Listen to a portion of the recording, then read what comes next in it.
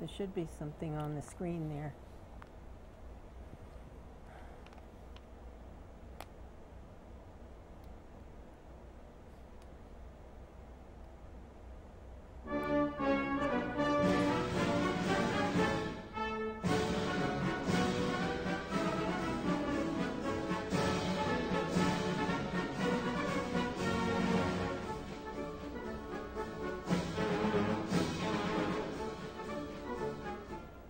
Good evening and welcome to the Sound Off Show. My name is Linda Kirker. I host the program and thank you so much for tuning in tonight. We have a brand new guest tonight and I think you're going to have an opportunity to learn a few things that you may not already know. I certainly did and will be. Before I introduce him, however, I would like to share a few little tidbits. If you've ever watched Joel Osteen, he's a pastor on TV, and one day I just happened to be flipping through the channels and he was on, and I stopped for a few minutes to listen to what he had to say, and I was impressed and moved by some of the one-liners that he had to offer. So I thought I'd share just a few of them with you. I think they're uplifting. When you're having a hard time, don't just go through it, grow in it. Take that circumstance, that challenge that you're dealing with, and use it as an opportunity for personal growth. I like that. Use your challenge to help others to overcome. Once you've had a challenge and you've been able to get through it, learn from it, and overcome it, then you are a precious tool to help other people when they're having perhaps a similar challenge. And he says, don't waste your pain. Learn from it. Turn your pain into gain. It takes a certain mindset to get all of that in the works, but I think they're healthy things to think about. And don't be a victim. Be a victor. It's no good to feel like you're a victim, is it? We can all be victors if we find a path through the things that we're dealing with. And let your life test, the things that are testing you in your life, become your testimonial for others to help them. So I will leave it there, and I'm happy to have Bruce Parker on the set tonight. Bruce is brand new to the program, and I want to welcome him. Welcome to the show, Bruce. Hey, nice to be here. Thanks for having me, Linda. Yes, it's nice to finally meet you and have the opportunity to chat with you and to share what you know and what you're doing with the viewers. We just met for the first time tonight, and so far it's a pleasure.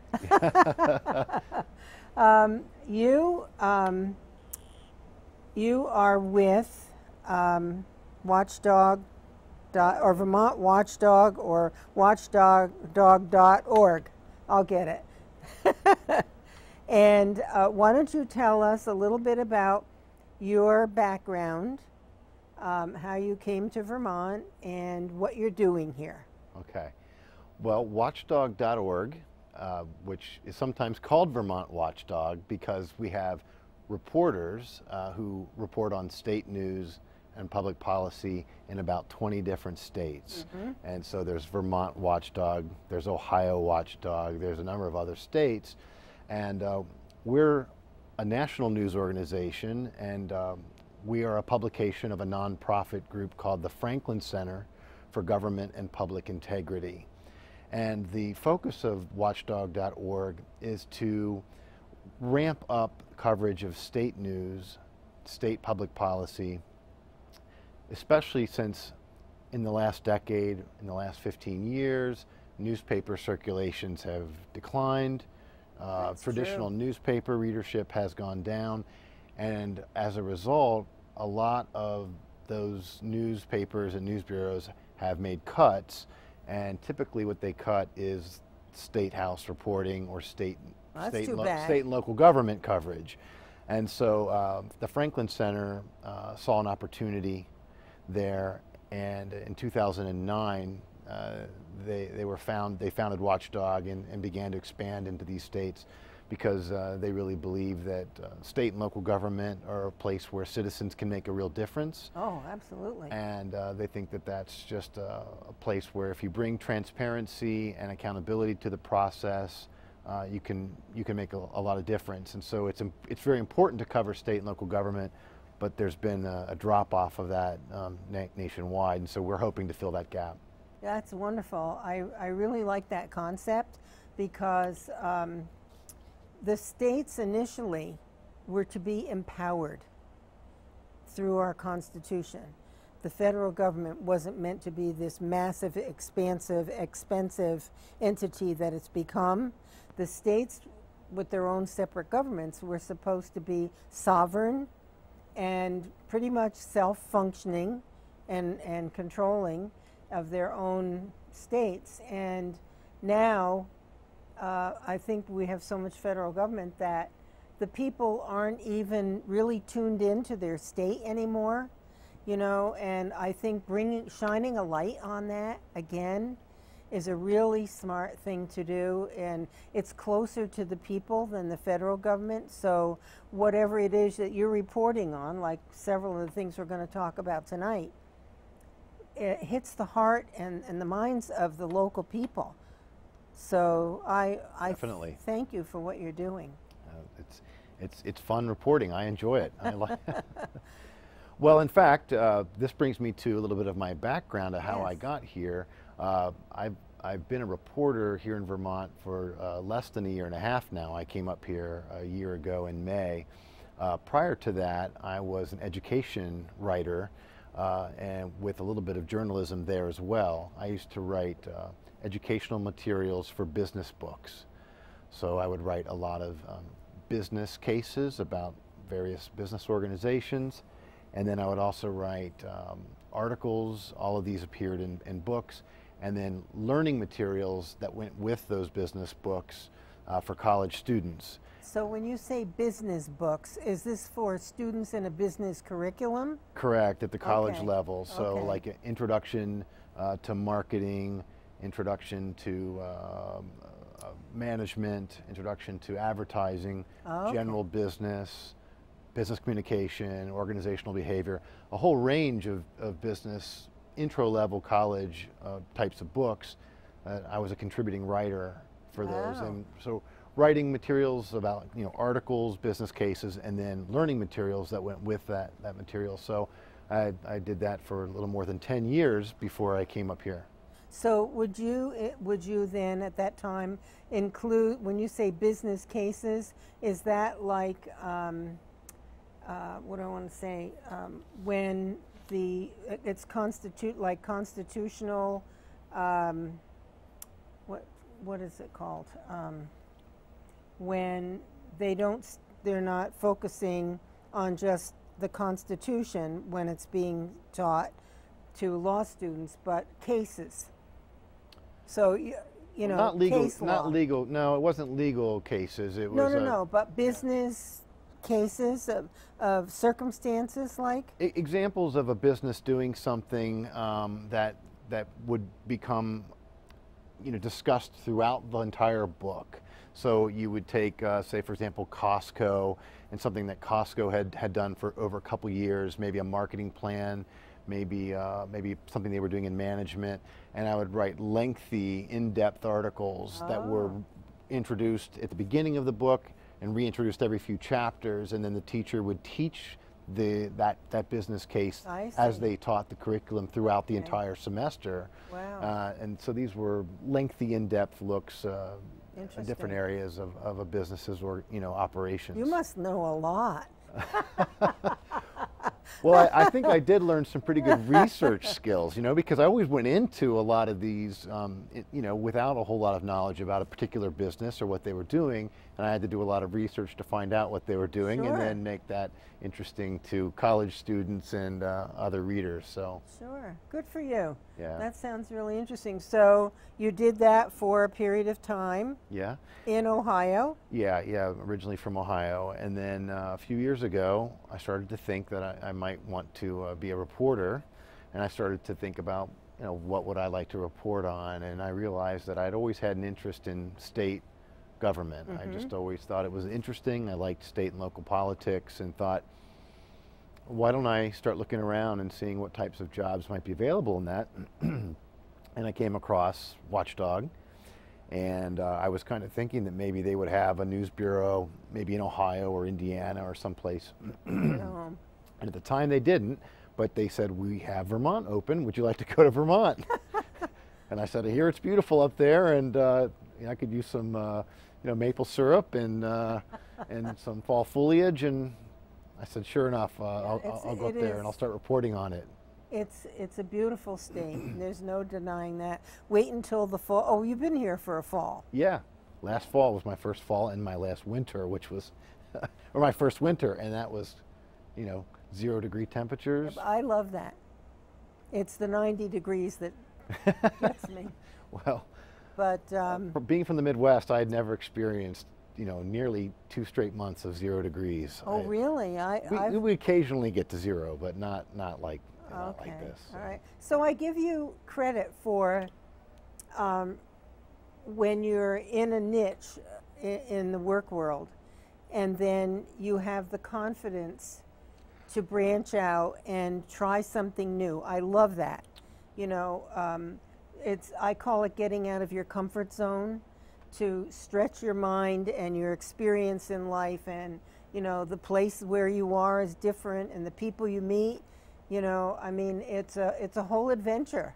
It is an adventure. And indeed. it's a gift that you give yourself. You take a risk, but it's not the end of the world, So I want people to understand that, that you can give yourself this gift of a new opportunity, Yeah. which I applaud. Well, thank you. You're welcome. So anything else about your background that you want to share? No, just that coming up here, this was my first actual reporter job. I had been an editor in the .com world back in the late 90s for a couple of years, so I'd been in an editorial situation with a .com company called citysearch.com. So I have some other editorial experience, but this is my first reporting job, and I've just really enjoyed writing on Vermont. It's an interesting state. There's a lot going on here that ultimately gets exported to other states. They talk about Vermont being a petri dish of experiments that then, for better or for worse, either succeed or don't succeed, but they end up often in other states. They get rolled out to other states, and I think that's fascinating. So I've really enjoyed watching this process. Well, we're an experimental place, the petri dish. So one of the things that you mentioned that you would like to discuss is this something called the solar switch going on in Vermont, having to do with renewable energy. And why don't I let you explain, fundamentally what that whole topic is, and then maybe go into the details of what's going on in Vermont, what that program is about. Sure.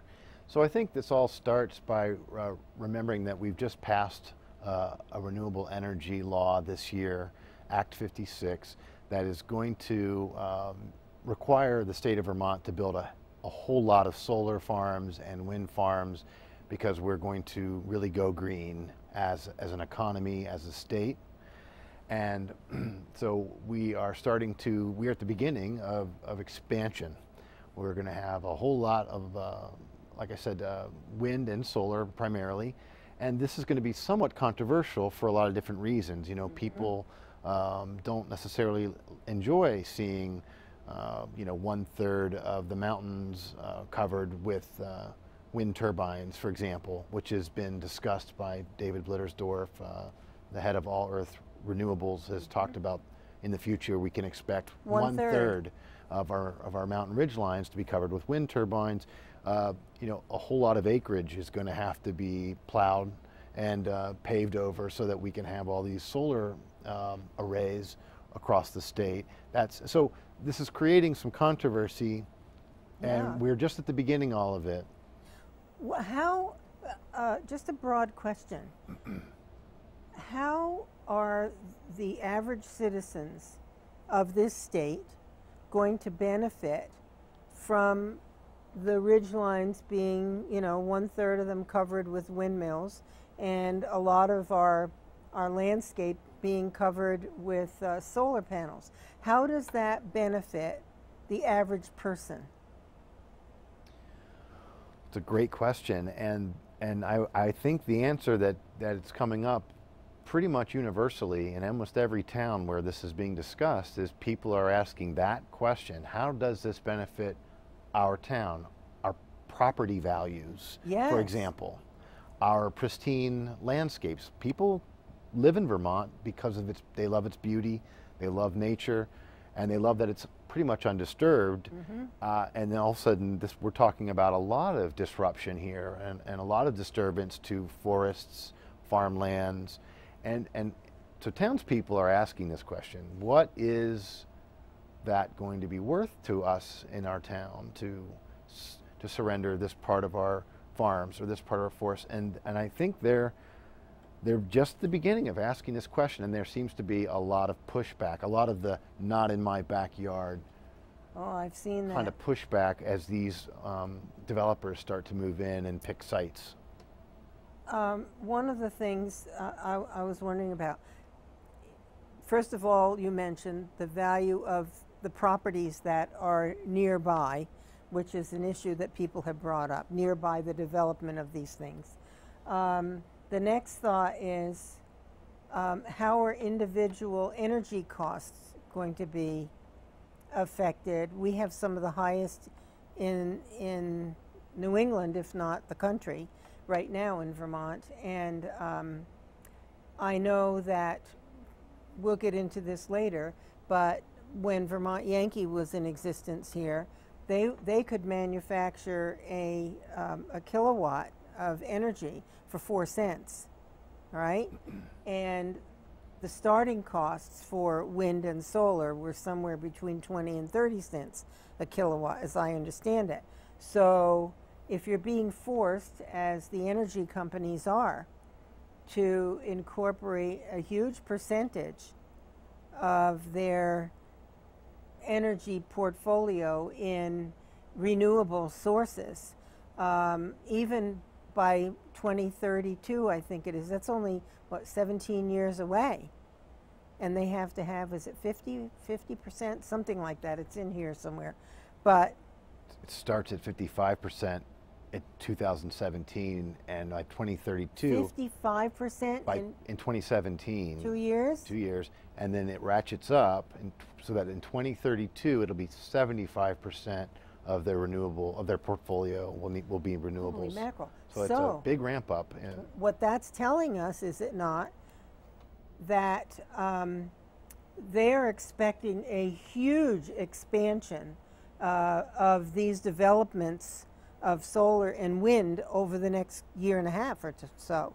If they're going to get to, because right now we have such a small percentage, it's creating what, is it 1% of our, I don't know, I don't want to say something I'm not sure of, but this is really unbelievable. How do they think? Do they own the land already, or are they buying the land or renting the land from like for the solar panels on a farm, for instance? Does the farmer still, are they going to still own the land, or are the developers going to rent the land from the farmer? But that means less vegetables and cattle and meat and all that. I don't know. It raises a whole host of issues, and you've mentioned, we've mentioned property values, people losing the beauty of their own landscapes. That, you know, before they looked out their backyard and they saw beautiful mountains, and then they look out their backyard and they see solar farms, and this is beginning to happen. And then you mentioned the other issue of the energy rates. The rates are going to go higher the more renewable energy we have in the state, because it's more expensive. Like you said, the price differential is just enormous between 4 or 5 cents versus the 20 or 30 cents. Okay, but so this is an interesting twist on what's happening. Watchdog reported today about some news that's taking place down in the town of Stratford in Orange County. This is one of the many places where these new, very large solar farms are being installed. And this is going to be a 4.9 megawatt farm that's going to be on about roughly 30 acres, and it's going to be sited at the Elizabeth Mine, the old Elizabeth Mine copper mine that's no longer in use. It's actually a very good site if you're going to put solar someplace. The Elizabeth Mine site is a decent place. Very few people can see it. It's not visible from the highway. It doesn't require clear cutting any forests. It's not anybody's farm or prime agricultural soils or any of this. So it's actually a good place, and the town has been talking with two energy companies, Wolf Energy and Brightfields developers, who are a Massachusetts-based energy developer. And they have been talking about giving, looking at the plan and providing town approval. Okay, so which then gets passed on to the Public Service Board. This all began back in June and July. The town of Stratford began to look to this possibility of approving it, and they gave preliminary approval to this solar farm, and everything seemed to be going well until just a few weeks ago. They learned a bit of information that they didn't know before. So there wasn't full disclosure, or it was maybe it didn't relate directly between the developers and the community, but it's a state policy? Is that it? Yeah, what they found out was that the renewable energy credits that get produced from the solar farm will not be counting towards Vermont's green energy goals of reducing CO2. So defeating ourselves. So once again. So what they learned, and they just learned this a few weeks ago, and they learned it by contacting the spokesperson for Green Mountain Power, that will most likely be the Dorothy Schnur. Yeah, and they'll most likely be the utility company that will be purchasing the electricity from the solar farm. They learned that 90% of the renewable energy credits that are associated with that solar installation are going to be sold to Massachusetts and Connecticut, which means Massachusetts and Connecticut get to take credit for the environmental CO2 reduction benefits that will count towards their state requirement. And Vermont, by selling them, loses the ability to use those credits to put towards our CO2 reduction goals. And when the town of Stratford found this out, they found themselves being a little upset. Sure. Understandable. And because part of their reasoning is they're going to sacrifice something in their backyard. They're going to take some of their land and they're going to put solar panels on it, and they want to know that there's some benefits for them. And part of that benefit is they want to be able to say that they've helped contribute to Vermont's green energy goals and to reducing carbon emissions.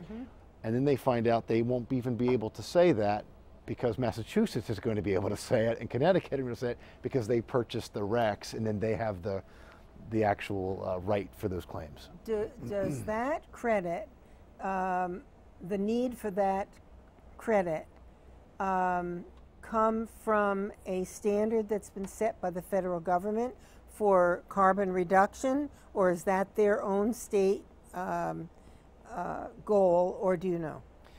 It's a good question. I mean, I know that Massachusetts and Connecticut have state standards relating to these credits and what they mean in terms of reducing carbon emissions based on however much a solar array, their output, produces, their output, or a wind farm, or even hydro. These all have renewable energy credits. which are like measurements. So it's a measurement or an accounting of how they reduce greenhouse gases. I don't think there's a federal system in place for this kind of carbon credit, but I do think New England is trying to develop one. And right now I believe it's kind of a patchwork between the New England states, and this was controversial because Vermont has not actually had a standard, a renewable energy standard. And this is what we did this year with Act 56. We enacted a renewable energy standard that will now require Vermont to retire, that will retire a certain number of these renewable energy credits to go towards our state goals. And so by 2017, we're going to need those credits to go towards Vermont. Okay, well I'm glad Stratford found out. So they have a full picture, hopefully, of what is going to transpire. Because I don't know a huge amount of the details on credits. Let me ask you this. Are these credits based on the replacement of fossil fuels or a certain number of kilowatts that are replaced, replacing fossil fuel kilowatts, or how do they figure out credits? It's a great question. It gets kind of complicated. The best I can understand about the way the credits are is that they're trying to estimate the emissions that come off of solar or wind versus traditional fossil fuel, and then it's the improvement between those two, and then that can be measured in how much they're reducing greenhouse gases relative to other what they call dirty or fossil fuel sources. And then they have to have ways of measuring this. So they talk about tons of reduction in carbon emissions, tonnage, and I don't know all the details. It gets kind of scientific. Yeah. But do you have any idea? For instance, I'll use myself as an example. I have a home that uses not natural gas, propane, and for heat and hot water, etc. Now, when Mr. Blittersdorf says that with this new energy plan, Vermont is going to have only 4 sources of energy: wood, wind, solar, and biomass. So there will be no natural gas, there'll be no propane, there'll be no gasoline. So what does that mean in terms of my home? How long do I have time to get out of it? Hey, it's a question.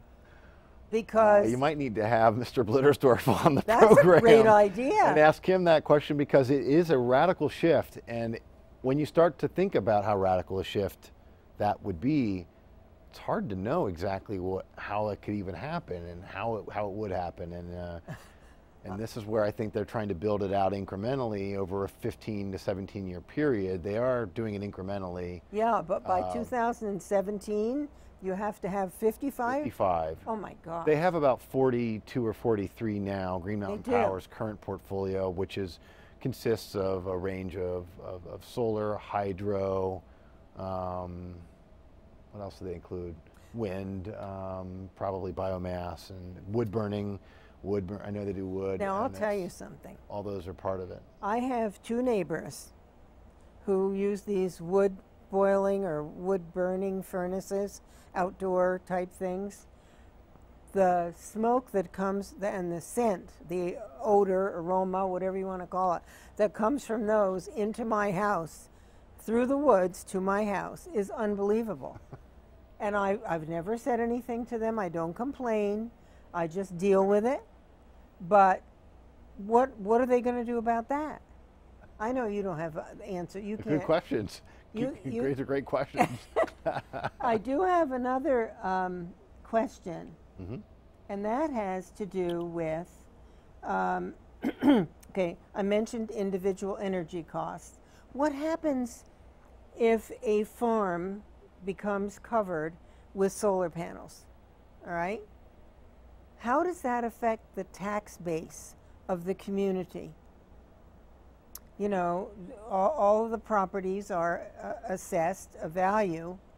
So, and who's going to be responsible for the change in the value?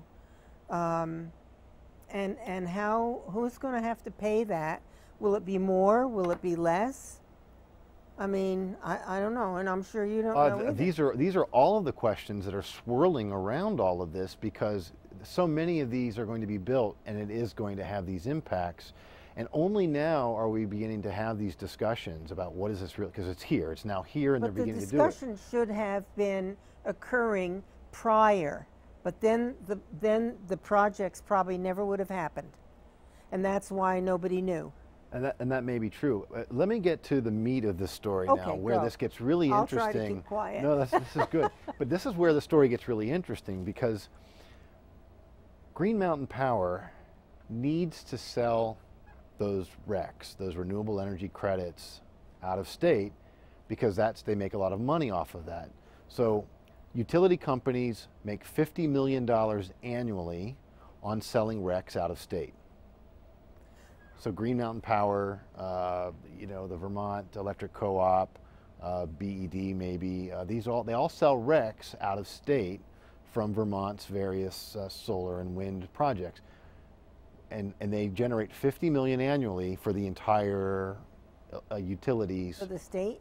Within the well, it goes state. to the utilities, and then the utilities take that money and they subsidize their portfolio to keep the rates down. What a game. So remember, like you were saying, the renewable energy is more expensive. So the more renewable they have in the portfolio, the more the ratepayers will have to pay. So Green Mountain Power and the other electric utilities have they're in a bit of a conundrum. If they take on more and more renewables, the ratepayers' prices are going to start going through the roof. Selling RECs is a way for them to get money and then subsidize their own portfolio and reduce the rate back down. So you sell $50 million to Connecticut and Massachusetts, you can take that money, put it towards your bottom line, and you can reduce the rates and keep them at where they've been without it spiking. The town of Stratford is saying they don't want those RECs to be sold out of state. Mm-hmm. And in 2017, when the law kicks in, more and more RECs are going to have to be retired in the state and not sold out of state. So then the question is, what's going to happen when Green Mountain Power loses a lot of those revenues of selling the RECs out of state? What happens to the rates? Then what happens is the rates go up. And in fact, this was the worry that was brought up at the beginning of the legislative session, which was that if we weren't able to continue the REC selling, they calculated that ratepayers' energy bills would spike 6% overnight. If the RECs went away, if the RECs just went away and they couldn't sell them anymore, mm-hmm. it would be a 6% increase to your energy bills through your utility company. And that became an emergency situation that all the utilities were scrambling over and trying to come up with some answers for. And so this REC issue is Green Mountain Power needs to sell those RECs out of state to make the money. But if they sell them out of state, then we can't count them towards certain green goals. And so they're kind of at odds with each other, these two objectives. Definitely are. They definitely are. And different stakeholders have different viewpoints and goals on how that should work. Right. A lot of it boils down to money, but also there are so many moving parts to this. Yeah. Bruce,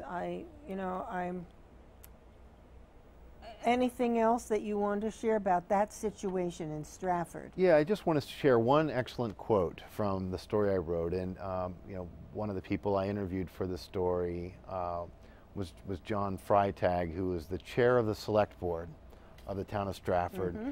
And he's the one who I interviewed for the story primarily, although I interviewed some others. And his quote, I think at the end of the story is really kind of gets at the town's perspective on this. He said, "Vermont's not an easy place to live, and it's not a cheap place to live. The reason why we live here is because of the beauty and uniqueness of our state. Our feeling was, we don't want to sell off that beauty of our landscape and the uniqueness of our place for the benefit of Massachusetts and Connecticut, who choose not to build their own renewable energy projects." So they'll have a prettier scenic, place to be, and we'll be cluttered with all of these 500-foot. One of my wind turbines, and then they get the credit for having reduced the carbon emissions. It's really. But it's in our backyard. I so wonder. that's a controversy that's not going to go away. No, yeah. no. There are still a lot of unanswered questions, Right. and the people are the ones. I'm happy to see that this little wind get together last Saturday or Sunday that I went to in Swanton. There were a lot of people there getting informed, asking a lot of questions. I was glad to be there. But I'm also, you bring up the landscape, the beauty of the state is at risk. And so what happens, tourism is one of the big fundraising things for the state budget. So what happens to that? Are people going to come to Vermont to look at windmills and solar panels? Yes. They are? They are, and this is, well, they're not going to come for that, but that's what they're going to see when they get here. And this is a state that essentially outlawed billboards, Exactly. What a point. That's priceless. That's a good one. And there's going to be, solar billboards everywhere and wind turbine billboards everywhere, visible to everybody, everywhere you look. It's going to be a lot. It's going to be a lot. Oh, I know. Yeah. I thought Vermont did a really good thing to preserve our landscape. Years and years and years ago, no billboards in Vermont. And so here we are. Yeah. Well, I'm glad you did this article, Bruce, because it's really an eye-opener. And you're really writing some good stuff, I must say. I enjoy reading it. Thank you. You're welcome. Let me see. There was one other thing that you mentioned, and then we'll hop on to something else. Oh my gosh, time's flying. And that was, where is it? You said the town of Stratford initially gave its approval for the project, okay? But I thought the towns didn't have a voice. My understanding was that the decision on sites for locating these projects are to be determined by the Public Service Board. Maybe your regional planning has a voice, but the people in the community at large really don't have much of a say. I mean, they're rising up now with these individual projects that are coming, and they feel their community is going to be harmed, or the windmills close to these homes in Swanton. There have been people who have experienced the windmills and had ailments and so forth. So I'm just wondering, I think the people at large in their community should have a voice.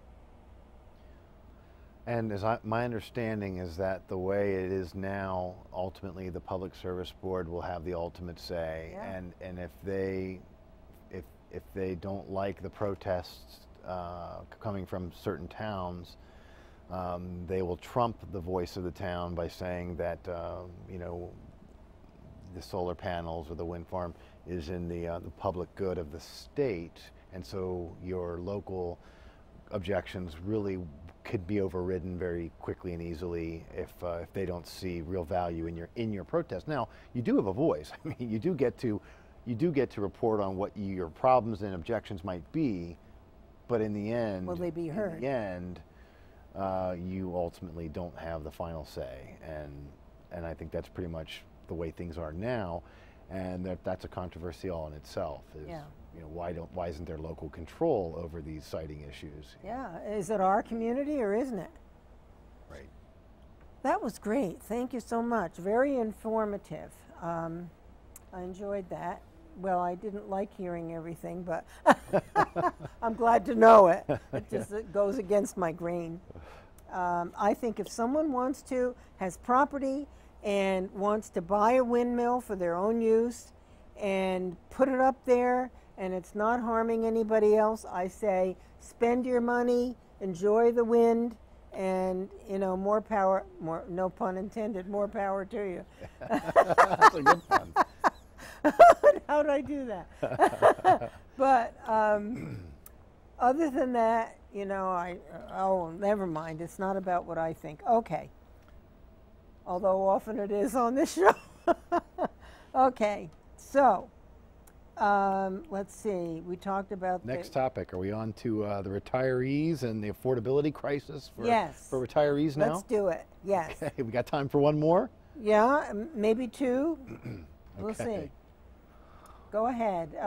Does this have to do with Vermont Yankee, or this is just in general? The No, cost? this has to do with People. the cost of living being so high and the taxes being so high that retirees who are beginning to look at their retirement planning are beginning to say that they can't afford to retire in the state, and so are beginning to look in other states where they can find a cost of living that makes sense given the fact that they're going to be living on fixed income.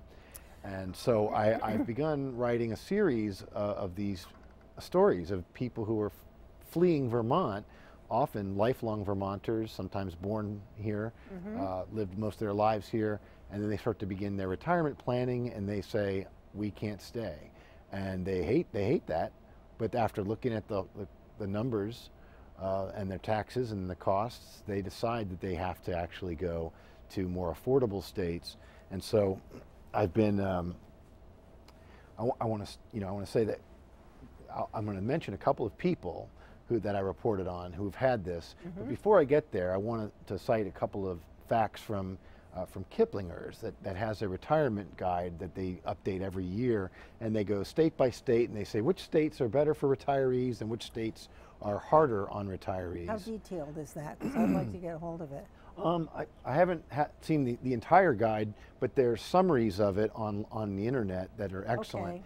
Okay. And what Kiplinger says is that Vermont ranks among the 10 least tax-friendly states for retirees. Yes.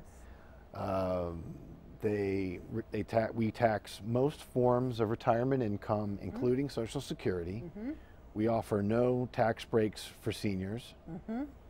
Our top income tax rate is 8.95%, which is the 7th highest in the nation. So that's the tax they're going to continue to pay on that. In addition, we have an estate tax, and but the biggest one of all is the property taxes here. And this is where my reporting has focused, is in interviewing lots of these retirees. They typically come back to the cost of their homes. And what they're finding is, at a time when they would expect their homes to be paid off and to not be a major expense, they look at their property taxes and they say, my gosh, that's like a whole nother mortgage. Sure. And I'm going to be paying that almost second other mortgage for my entire retirement years, even though my house is paid off. Sure. That's not affordable. It's not affordable. So starting off, let's take a look at what the property taxes are in Vermont. According to the Nonpartisan Tax Foundation, Vermont's effective property tax rate is the 9th highest in the nation, and the effective property tax is the percentage of your home's value that you pay in taxes every year. That's the effective property tax rate. It's a measurement of property taxes that a lot of people really find to be useful. So for example, if your home's value is $100,000, if that's the value that's set by the town, at 1.71% annually, your tax would be $1,700.10 for a $100,000 home. That's the average. That is the average for Vermont, and that average of 1.71% is, what did I say? The 9th highest in the nation. And that's the 1.71% is based on what? It is the. Is that for everybody in the state? That's the rate? It is the average amount that people are paying each year relative to what their property value is. So you say a $200,000 home, you would be double that, double what I said before, the So 1,700, 2,000. yeah. And that's the average. Now, a lot of values are higher, and we're going to get to some specific cases where people actually are paying a Yes. much higher than that, and we're going to get to why it's so high, which will be the education. Okay. But so Vermont, the 9th highest effective property tax rate in the nation, according to the Tax Foundation. So I'm going to highlight two families here. The first one is the LeBlanc family. Chris LeBlanc was a lifelong Vermonter, raised in Burlington, went to Burlington High School, married his wife from Essex. Pretty sure she was from Essex. Raised 2 daughters, went to Colchester High School. Mm-hmm. He worked 34 years for IBM. He took on a second career in addition to that, doing radio stations in Burlington. He was, I think, on air with the Hall Communications radio stations in Burlington. And now he's in his late 50s. And just a few years ago, he and his wife looked at their finances and said, we will not be able to afford it here. And they decided they need to look elsewhere. They ended up choosing Roanoke, Virginia. And while he didn't tell me the specifics of his home value, he said that his house was comparable to homes in Williston. Okay. So sort of like the suburban homes in Williston. So he's kind of gone from one place that had that kind of home to a place in Roanoke. And he said just by moving to Roanoke, Virginia, his property tax is 1/4 of the property tax he was paying Wow. in Vermont. Wow. And then his utility price, he said he would pay $400 a month in utilities in the winter. Now he only pays less than $150 during the winter time. So that's a big deal. And of all of those taxes, it was the property taxes and the price of utilities that made the difference, and was why he and his family moved out of state to live in Virginia. So what I have discovered, that's all fascinating. What I have discovered in doing a little research and talking with friends, I have friends who are moving out. Some of them are keeping a home here temporarily, but they're moving south. And it's definitely cheaper to live. And a lot of these states do not tax your Social Security income or a part of it, and you do get a senior discount, whatever. And once you buy the house, your taxes may only rise so much. I don't know all the details, but it sounds very inviting. And when people begin their retirement planning and they start to look at the numbers, I think they're shocked. I think they're very surprised at what they're seeing.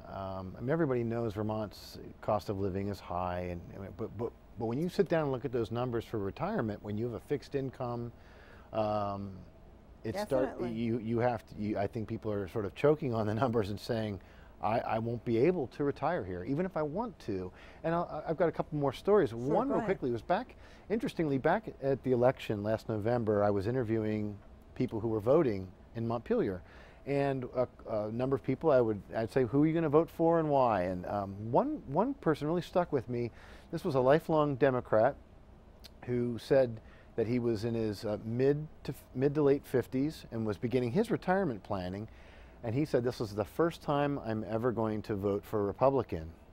Wow. And the reason was because he had learned that the challenger, Scott Milne, had pledged to cap property taxes. Mm-hmm.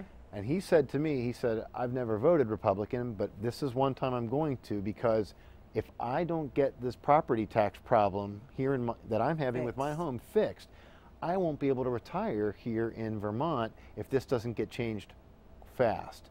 And so this is an interesting, and I think the numbers bore that out in the election. Shumlin almost lost. He only won by 2,000 votes. I think a lot of Democrats probably looked at those same types of tax figures and said, we've got to go with somebody that's going to pledge to reduce taxes. Yes. and that enough people believed Milne would do that, and this Democrat for this particular election said, that's interesting. It's property taxes, and I'm about to retire, and if it doesn't change, I'm going to have to leave the state. We're suffocating. I've been on a fixed income since 2003, 12 years, right? Yeah. And it doesn't get easier.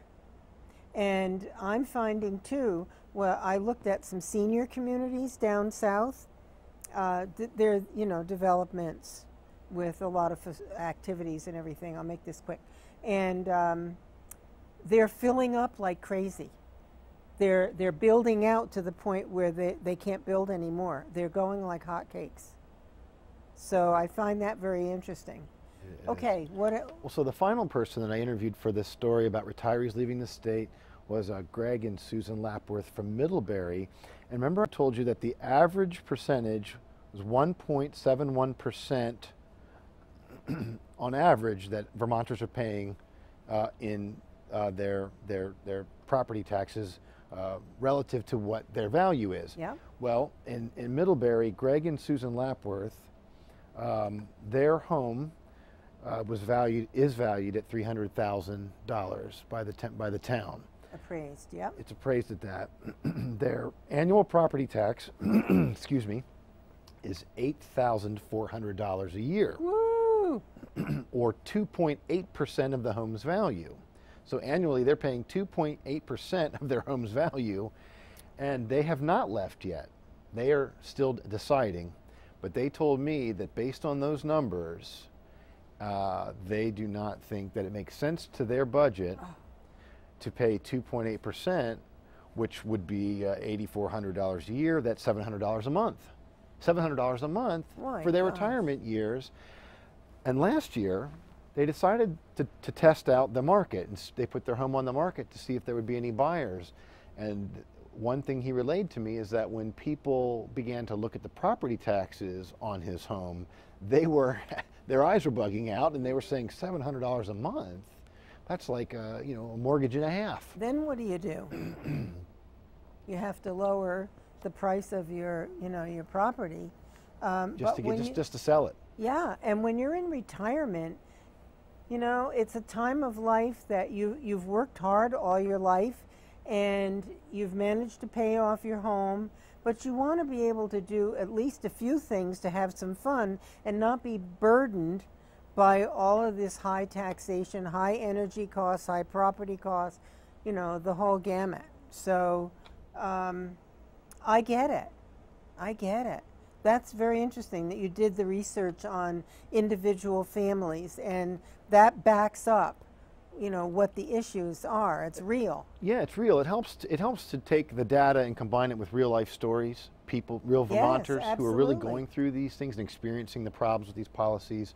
I get so much mail from these stories about people leaving the state because it's unaffordable. I get more email from these stories than just about anything else I write. Very interesting. Because I think it's so common, and I think people identify with other people's stories, and they know that it's part of a trend, and that it's a part of state government, and the spending of our government is 5% each year, but the economy and people's wallets are only growing by 2%, and so there continues to be this problem with all across the board. If you're willing to come back sometime, we can talk about the government spending, and my hope is that whoever the next governor is will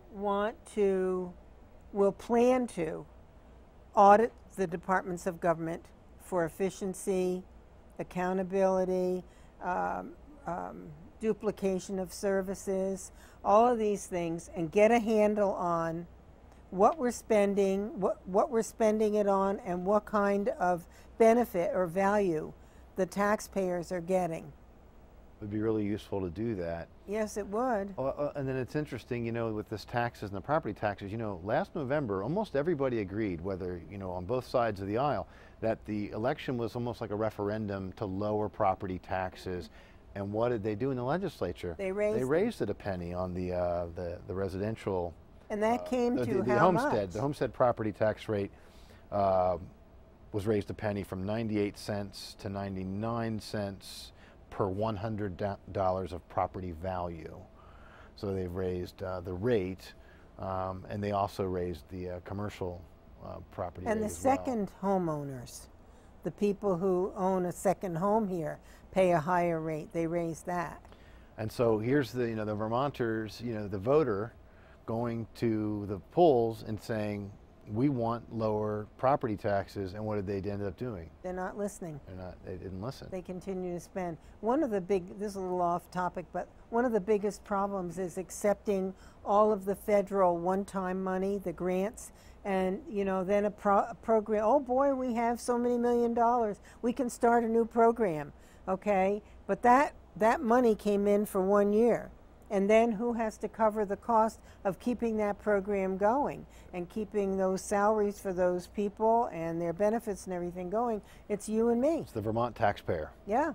Once the federal money, and that's the danger of new programs based on federal money, they do tend to go away, and then there's a role for government, but it's not the big role that it's created for itself. Most of the employees in Vermont are government employees. And we need to recruit business here, but with the taxes and the regulations, it's hard to do. Well, and with the final minute or two we have remaining, I'll say we just drove out one of our biggest employers, Vermont Yankee, 600 employees making about $100,000 each. That was a tremendous amount of money and economic benefit Absolutely. to southern Vermont. And now there's a housing market dive down there because the people have all left, and the money is escaping that part of and all of the other businesses that served Vermont Yankee, restaurants. Oh yeah, they're going retailers. Yeah. They're expected to lose almost 700 jobs, not related to Vermont Yankee directly, but the retailers, the restaurants, others that served and were benefiting from. And that was a clean energy, and it was cheap. And now, what is the state of Vermont doing? We're buying nuclear and water, hydro, from Quebec, and they're looking at and buying nuclear from Seabrook in New Hampshire. Yeah, are we buying that yet, or are they just looking into it? They are buying right now. They are buying long-term Yeah, it's nuclear from Seabrook in New Hampshire. It's 20-year nuclear power capacity contract that Green Mountain Power is looking at, and also the Vermont Electricity Co-op. Well, the utilities have to have it, so they have to go buy it, and they just won't be able to buy it from Vermonters. But we could have had our own. Right, we did have our own. Yeah. All those jobs, that $10 million a year that went into the Renewable Energy Fund from Vermont Yankee, those $100,000 jobs and the money they spent. It's a lot of tax revenues from those workers. Absolutely, yeah, absolutely. We threw it all down the drain. Yeah, and now there's a housing market crash down there, and there's going to be an estimated loss of a total 1,220 job losses. 550 from the plant itself, and then the rest from surrounding area businesses. How's that going to help our economy? It's not going to help the economy, I'm afraid. We are down to the last minute. This has been delightful. I'm so happy to meet you and to have you on the program. A wealth of knowledge.